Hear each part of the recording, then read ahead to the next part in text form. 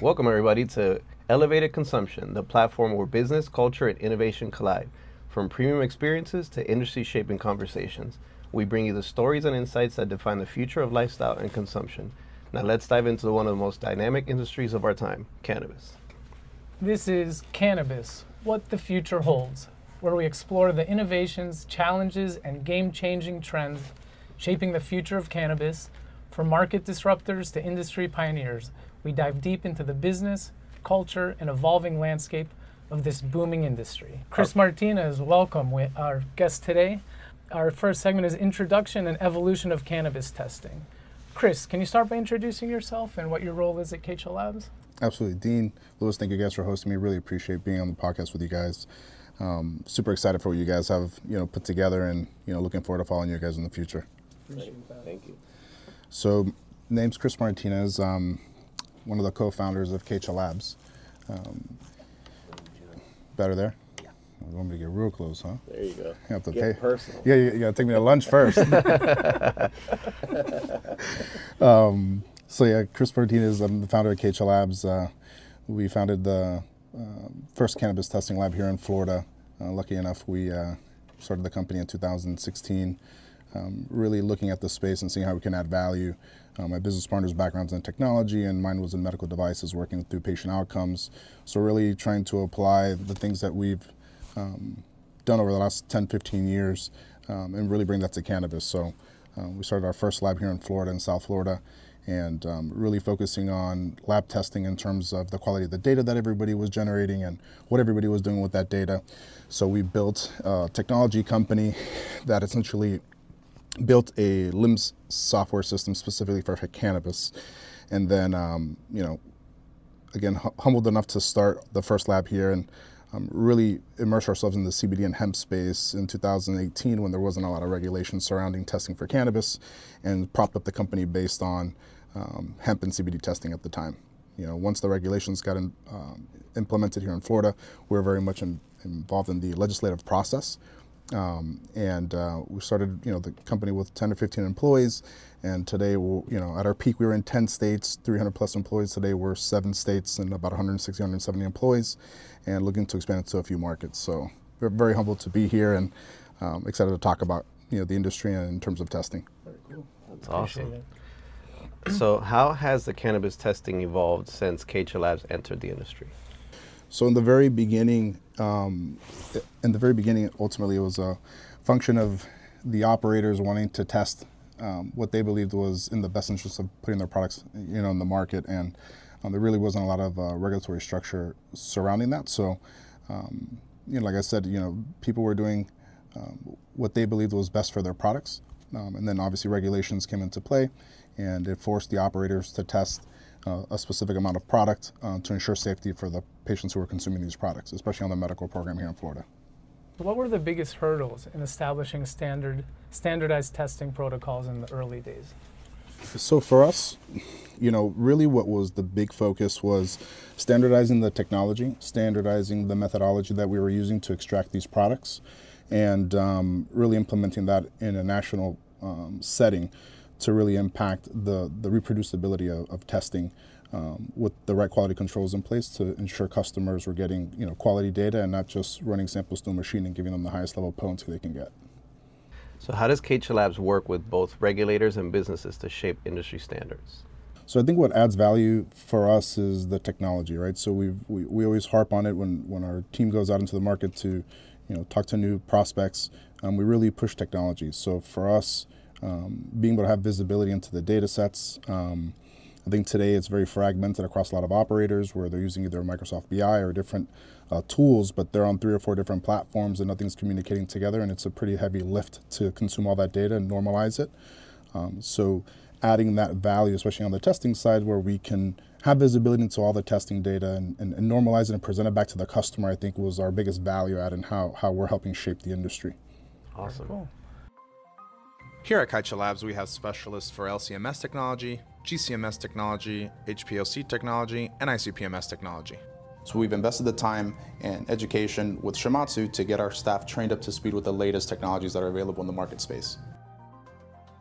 So for our clients, an ISO accreditation shows that we are capable and competent and accurate with all of our lab testing because our equipment and our team is trained against the strictest standards in the industry. Welcome back to Elevated Consumption on this episode of Cannabis, What the Future Holds with Chris Martinez. We're jumping into our second segment, which is the science behind testing, THC, CBD, and beyond.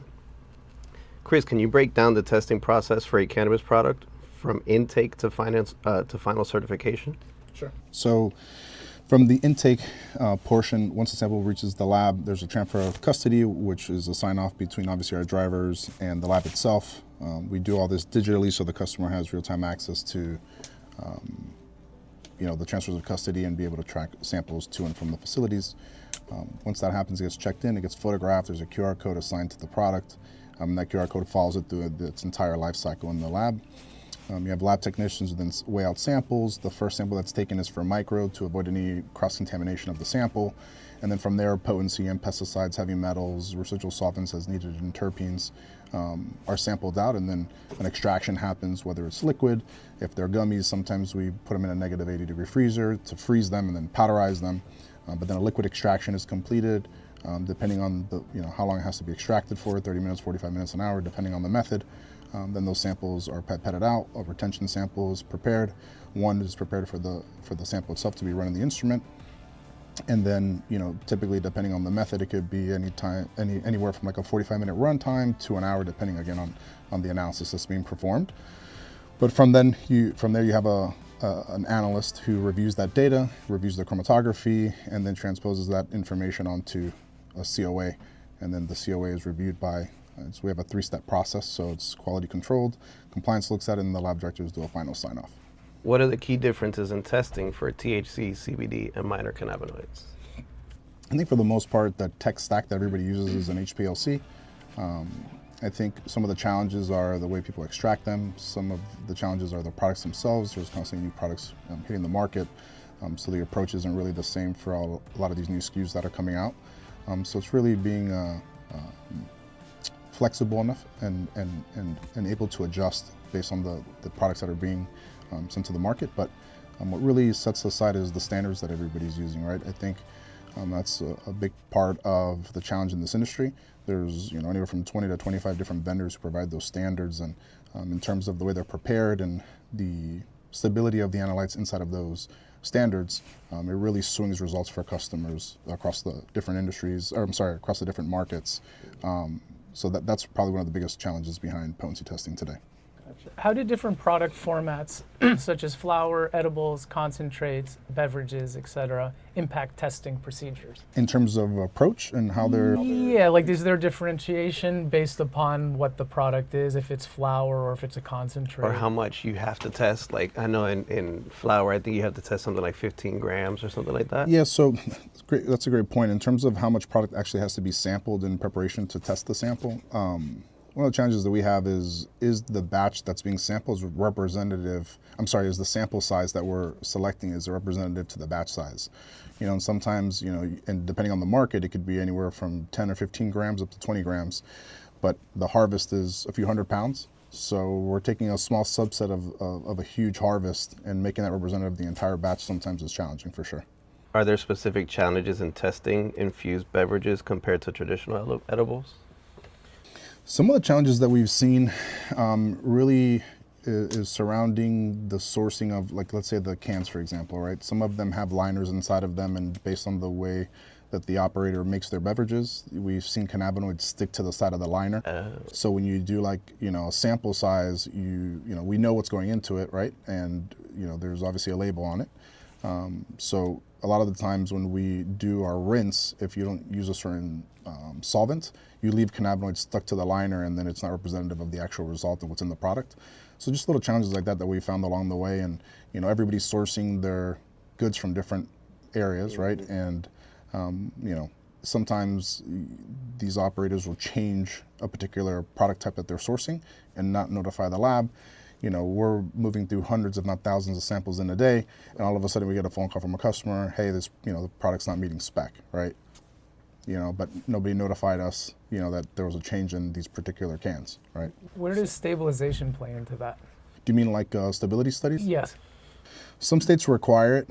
I think that's ultimately going to get us to a point where products can have an expiration date of 6 months or 12 months or 24 months, depending on the product type. We're seeing a lot of operators starting to request this type of testing, right? Because product is sitting on the shelf in certain markets. So having visibility into what that looks like, I think, is definitely something that we're starting to facilitate a lot more often. But relatively speaking, like in a pharmaceutical environment, a typical test like that can range anywhere from 25,000 to 50,000, and in the cannabis space, that would be like a no-fly zone, right? So we price it accordingly, but it's definitely something that we're seeing more often for sure. What are some of the most concerning contaminants you frequently detect, and how do they impact consumers? So in all fairness, one of the ones that comes to mind is pesticides are on everything, right? They're on our produce, and it's definitely something that we need to be vigilant, especially in markets where we utilize them. But sometimes I feel like we test cannabis like we're testing Ebola, right? So it's good enough to be in our vegetables, but then we're testing at huge limits, on cannabis. So again, it's for me, testing is there to provide visibility into what's going on, and then the operators should make the best decision possible for themselves. But the state regulatory body from state to state is different on every type of pesticide. So it's really like, I'm sitting here sometimes saying we want to be really safe for our patients in, say, Florida. Right. But in other markets, it's not as important because the limits are not as stringent. So, Or vice versa. Or vice versa. Yeah, absolutely. Awesome.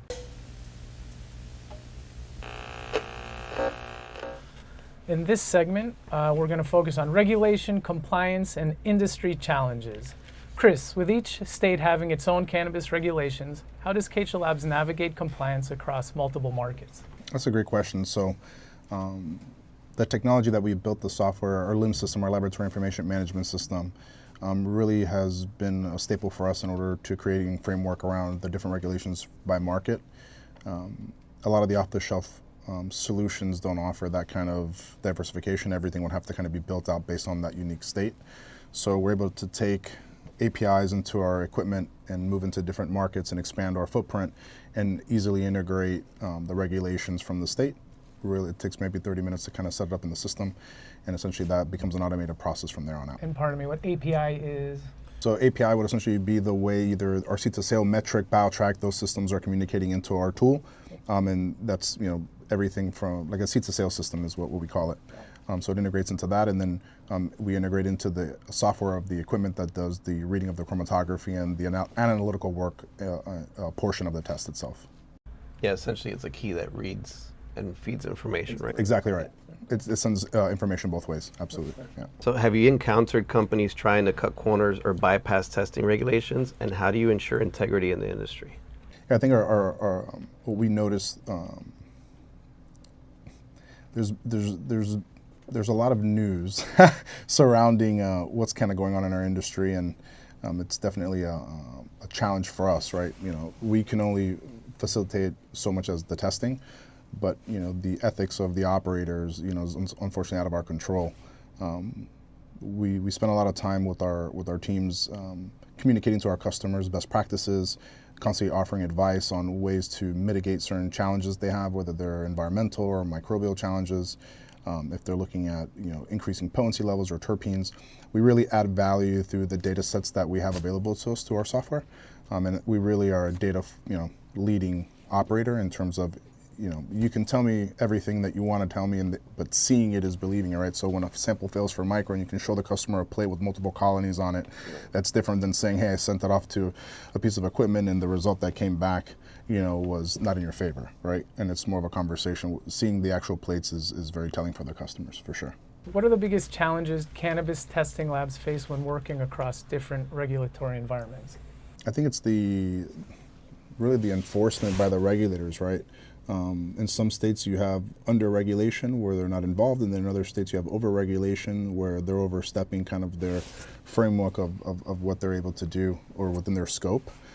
So I think that's a big challenge, and that, in markets where it's, not as tight, you have a series of labs that tend to cut corners. So I would say that's not so much the operators most of the time. I think it's the labs understanding that they entered a space that is very expensive to operate these labs, and you have one customer who's spending 40, 50 grand a month with you, and all of a sudden you lose that customer, and it puts a huge detriment in the cash flow of the business. And I think to keep these businesses alive, then you open up Pandora's box to maybe looking at shady practices or looking the other way when things, don't look in favor for the customer. Unfortunately for us, fortunately for us, we don't really see that, right? We're working with more sophisticated operators who want to put out good product, who are taking advice from us and using the data to add value. So, that for us is honestly, the biggest value add, being able to kind of show them the data and work off of that. What state's the toughest to work in? I would say Or the most stringent? I would say the toughest state to work in for us at the time was probably California. I think when we entered the market, all the flower was over like, mid to high 30s, 40s, and it was kind of hard for us to compete in that market, right? We either looked the other way like a lot of the labs did, and I'm not speaking for all of them, right? But, there was obviously a lot of corrupt labs in California, and I still think there's 30 or 40 labs in the state, and everybody's trying to feed off of a small pool of business, and, that's probably a breeding ground for labs that are going to cut corners. And another thing too, they just drop the price, right? They go to $100, $200, for a test, and not really recognizing that if they don't have the volume, they can't sustain that kind of price point. So I would say California for sure was one of our bigger challenges. Going to that point where you just said the testing being up in the mid 30s and all that, what do you think is a realistic high score? I would say 10,000 mile high view from what I see in the states that we're in.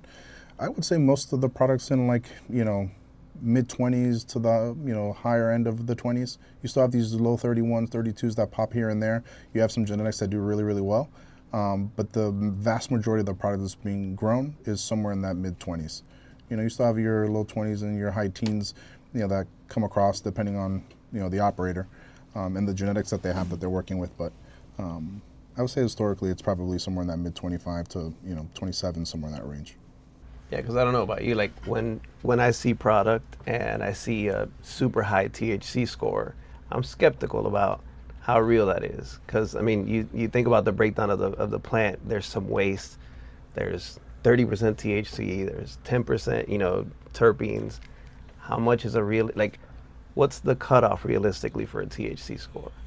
No, I think to be honest with you, to add to that, the variability of the plant itself. You can take different buds from different areas of the plant and have all different results, right? So it's not where you can just sample. Right, different from the cola than the larf at the bottom. Yeah, exactly, right? So it's really, are they big nugs, are they small nugs? So there's, all this variability, and I think that's where we continue harping on technology, right, to help us provide visibility into what's going on. Using language learning models and predictive analytics, we can really hone a lot of that in to get better insights into what's going on in these cultivation facilities. Is there a point where the potency of the product starts to diminish the terpene profile?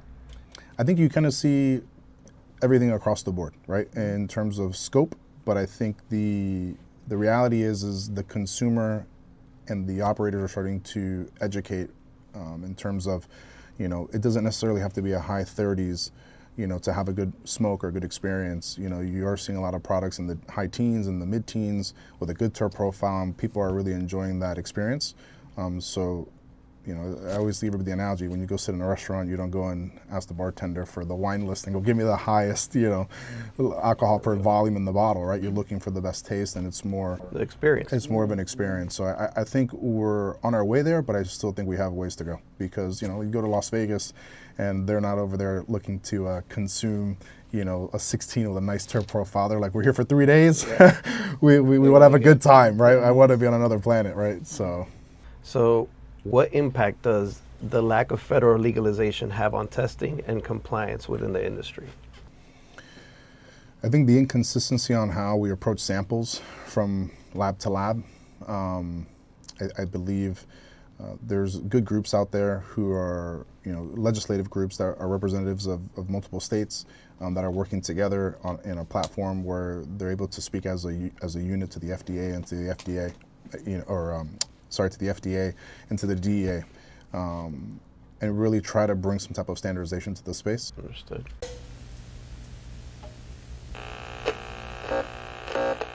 We're jumping into the fourth segment, which is the CBD and THC market, trends and consumer insights. Chris, based on your testing data, what trends are you seeing in the CBD and THC markets? Well, definitely an increase in beverages, for sure, right? We'll probably see them all at ABC and all these different, distributors, if you will. I see a lot of edibles, a real expansion in the consumption of edibles. I think different consumers in different markets, obviously, a soccer mom and, maybe some lawyers and things of that nature, don't really want to smell like cannabis throughout the day, but you can consume an edible or hit a vape pen and go about your day. But yeah, definitely edibles and beverages is kind of where we're seeing a spike in consumer production or consumption. What is the ideal dosage for an edible or a beverage? If you ask me, I'm a lightweight, right?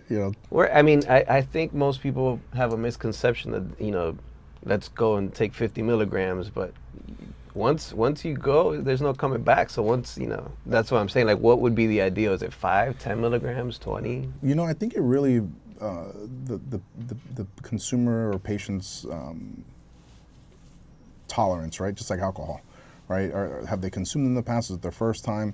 I think the advice that I always give everyone in our friend group or anyone looking to consume is, titrate. Start small and work your way up. Right. Low and slow. Low and slow. Low and slow. And I think the issue is, everybody's got the story, right? Ate one gummy, waited 10 minutes, thought it was going to affect me, and took another gummy, and then 30 minutes later, bang, and then 15 minutes after that, you're shaking under the covers. Right, exactly, right? So, and I always tell everybody, do it in a setting that you're comfortable and do it at home. People want to take an edible for the first time at a party and, then they have a horrible experience and then you kind of lose that consumer long term.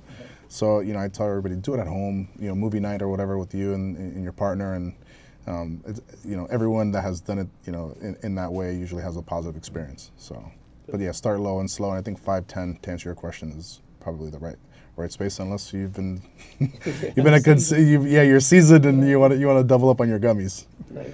Have consumer preferences changed in terms of cannabinoid profiles, potency, or product types? We see we're seeing a big push in some markets for like exotics cannabinoids, right? So there's a typical list of like about 11 cannabinoids that everybody, for the most part, puts out on their reports. Some markets have in a little bit of an extended list.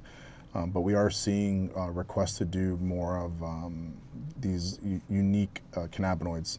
Obviously, it impacts cost of testing significantly, right? But there are a lot of customers who are starting to look.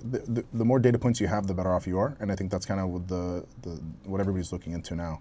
Are there cannabinoids that we're leaving on the table that have medicinal value? And if so, what are they? What exotics are you seeing?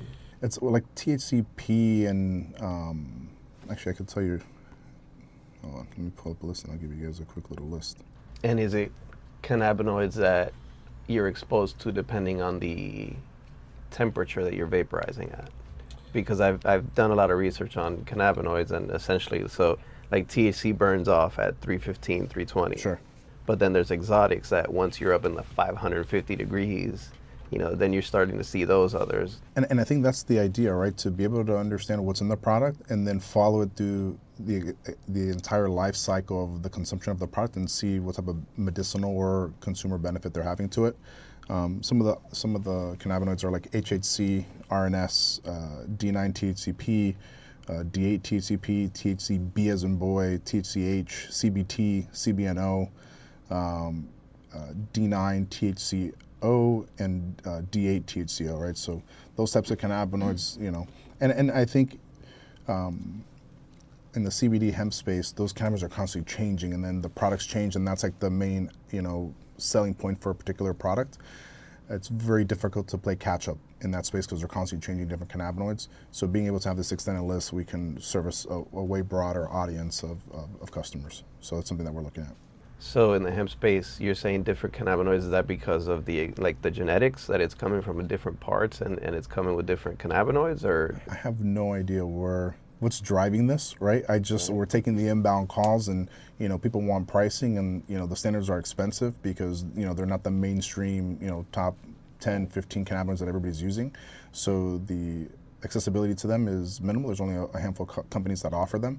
And then the method development takes time, right? It takes anywhere from 3 days to a week to develop a method and then verify, and then create an environment where you're actually in production, and then have the volume to sustain, a $150,000 instrument that's running potency tests for a handful of samples.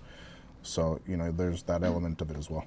Are there any red flags consumers should be aware of when evaluating CBD or THC products in the market? And the biggest thing is asking for lab results. I probably travel the U.S. for all of our states pretty often, and in smoke shops and in dispensaries, a lot of the times ask, the person behind the counter, do you have a copy of a COA for this product? And they look at me like I got 10 heads, right? So I think making sure that the consumer understands that there needs to be testing, and unfortunately, on the hemp and CBD side, we do see a lot of doctored COAs where people are taking COAs, they go to PDF editor and they're changing results on it. So, be aware, right? Use the brand. And that's really what we're trying to do is when people see the K from Kecha, they know that it's a reputable operator who's been in the space, who's in a bunch of states, who's got a lot of data. So a consumer can say, hey, let me get a COA, and they see our name and say, okay, I could trust this product. And I know it's been tested by a real lab. How important is transparency in lab testing for consumers, and how does that shape their buying decisions? I think it's huge. I think a lot of the times, customers will question results, and then the lab's like, well, it's going to take me a few hours, if not a day or so, to put together all this data. And it's almost like the customer gets fatigued. They don't want to wait, and the lab never comes forward with the documentation or the data, and they end up just leaving that lab and moving to another lab, and it's kind of like a repetitive cycle. We've built our system in a way where a customer requests chromatography and asks for data sets. It's literally a click of a button and it's gone. You got to be able to hold yourself accountable as well. On the lab side, people are still involved, mistakes happen, but working with the state and working with the customers in transparency is, I think, our biggest value add. We're here to definitely, again, lead through the data, but sharing that information. That's great. This segment focuses on the future of cannabis testing and industry evolution. What advancements in cannabis testing technology are you most excited about? So our biggest, what we're most excited about and where we're spending a lot of our time is in, the world of AI and, implementing AI into our business, right? Not so much just in emails and, really understanding the value out of AI in a lab setting. There's a lot of data that's coming through the facility, and we've built the tool to generate a lot of reporting back to the customer, but the customer still has to go into the system and actually query the information and pull a report out either through a CSV file or whatever the function is. But AI really creates this environment where we can customize data sets specifically for each individual operator. So through single sign-on, customer is able to query anything data-wise from their testing. But today we're in an environment where we can consume the lighting recipe that the cultivator is using for the genetics in the room. We can consume the nutrient programs that are being used in these rooms. We obviously have the final product testing for terpene profiles and potency.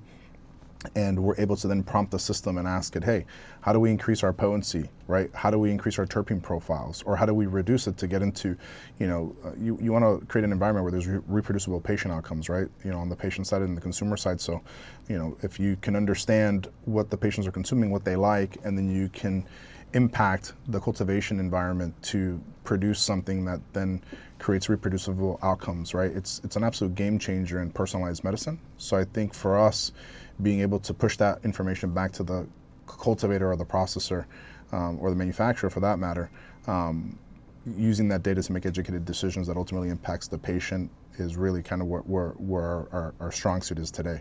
Outside of the lab testing, it's really, making that data actionable. That's amazing. So how do you see the testing industry evolving as more states legalize cannabis and federal regulations begin to take shape? So probably on a monthly basis, we're entertaining phone calls from labs across the country that are going out of business. We're 3 months in to the new year, and we've probably entertained 6 or 7 phone calls from labs that are either putting a key in the door or need to be bailed out from a cash perspective or need an infusion of cash. So, from 150 to 200 operators, we're seeing that list diminish drastically. The lab space is very difficult, right? It's to do it right. It takes a lot of technology. It takes a lot of investment back into quality systems and to method development. We live and die on speed, right, and accuracy. So anything we can do to automate the liquid handling portion of our business for extractions or the AI workflow side of things is really where we believe we're going to add the most value as the industry expands and the licensed labs go from 150 to 200 down to sub 100 probably within the next 12 months. Wow. In your opinion, what's the most pressing issue the cannabis industry faces in terms of quality control and testing? I think the biggest challenge is getting everybody on the same sheet of music, right? In terms of standardization, we can use potency as an example. One of the things that we're most proud of is for 3 years we worked with NIST. NIST is the National Institute of Standards and Technology. We're, to my knowledge, the only cannabis company in the country that has a contract with the federal government. This is public information, you guys can look it up. We signed what's called a CRADA agreement, a Cooperative Research and Development Agreement, where the federal government gives us unlimited resources to solve issues within a particular industry. One of the first things we tackled was potency. Like I mentioned earlier, there's anywhere from 20 to 25 different vendors who produce these reference standards, and there's no consistency amongst themselves, right? And there's nobody really overseeing the way they put these standards together. So through our agreement with the federal government, we were able to run a study and identify 2 of the 25-ish vendors out there who were most consistent and could reproduce standards in large volume over anywhere from 6 to 12 months or longer, depending on the need. But it created for us as a company 2 stable environments with 2 different vendors that, as we source different standards for our customers, we're pulling from these similar batches and lot sizes, and it created a baseline of testing for us where a lot of our competitors are constantly buying from whoever's running the biggest promotion on standards, because each little vial can range anywhere from $1,000 to $2,000 depending on what you're purchasing and the volume that you're purchasing. So they're constantly looking for the best deal, and that inconsistency and the stability of the analytes in each reference material really impacts potency for customers. And that's why a lot of customers report seeing these peaks and valleys. And it's really a function of moving from one standards provider to another. Makes sense. So do you think we will eventually see a universal standard for cannabis testing, or will it continue to vary by state? I think there needs to be some movement at the top in order to get all the states on the same sheet of music, but I think that there's a few groups out there where the regulators are working together.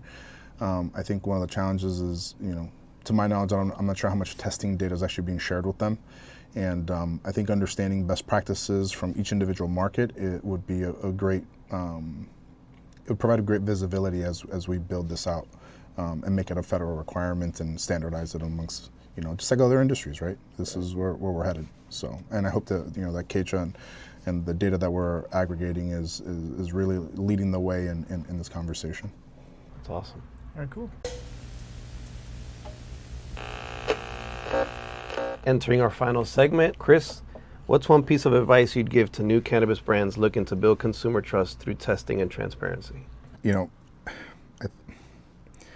I think ultimately smart brands invest in quality. All right, it takes one recall to really damage the brand. So I think in an environment where brands are licensing their IP across multiple states to all different operators, we see historically a lot of the times the first place they cut is in quality and compliance. So being able to add that kind of value to the customer, a lot of times we'll offer customers free environmental screens every quarter, right? We'll come out, we'll plate, we'll swab the facility, we'll take air plates. And, again, the smart brands are going to, really focus on quality, because if you're in this for the long haul, that's really what the consumer is looking for, safe, quality product. For sure. For sure. How can consumers ensure that the CBD or THC products they are purchasing are safe and accurately labeled? So most of the COAs have an option for label claim, where we verify that what's in the product is actually what's stated on the label. So we do that. A lot of states we do that at complimentary for our customers. I think it's just a value add. But I think ultimately customers need to educate themselves on the labs that are out there. You know, everybody hears about Quest and LabCorp, so you know these labs, right? They're just not in our space, and there's really, you know, less than a handful of guys that pretty much dominate our space. So it's not hard to get the list of the top 4 or 5 labs and, you know, use that as guardrails as you're consuming and purchasing product. What's stopping a company like Quest or LabCorp getting into it? I think it's the federal aspect of it, right? I think a lot of them still have government contracts and federal funding to some degree, and just kind of like universities, right? They put a lot of federal funding at risk when they start dabbling in the cannabis space because we still quote unquote are federally, you know, illegal. So I think that's what's stopping them from getting into our space for sure. Got it. So, Chris, where can people learn more about Kaycha Labs and the services you offer to the cannabis community? So you can visit us at www.kaychalabs.com, KAYCHALABS. We have an entire page on technology and what we're doing with technology. We have an entire page on testing and kind of how we approach samples, and you know, we can be reached through, you know, sales@kaychalabs.com if you have any questions specific to a product. So we're happy to help, and you know, feel free to reach out. That's great. And Chris, we just wanted to thank you with a bottle of bourbon from Horse Soldier. Oh, thanks, guys. Yeah, of course. Yeah, this is a great brand, Horse Soldier. Their story is amazing. They're retired military guys that put this bourbon brand together. For anybody that wants to check them out, go to horsesoldierbourbon.com. They're not a sponsor yet. Maybe in the future they will be, but we really like the bourbon and the story, so we hope you enjoy it, and we really appreciate you being here. Oh, thank you guys. Appreciate the time. Thanks for having me. Thank you, of course. And to everyone watching, if you found value in this episode, don't forget to like, subscribe, and share. Stay curious, stay informed, and keep pushing the boundaries of the cannabis industry. We'll see you next time. Thank you, everybody.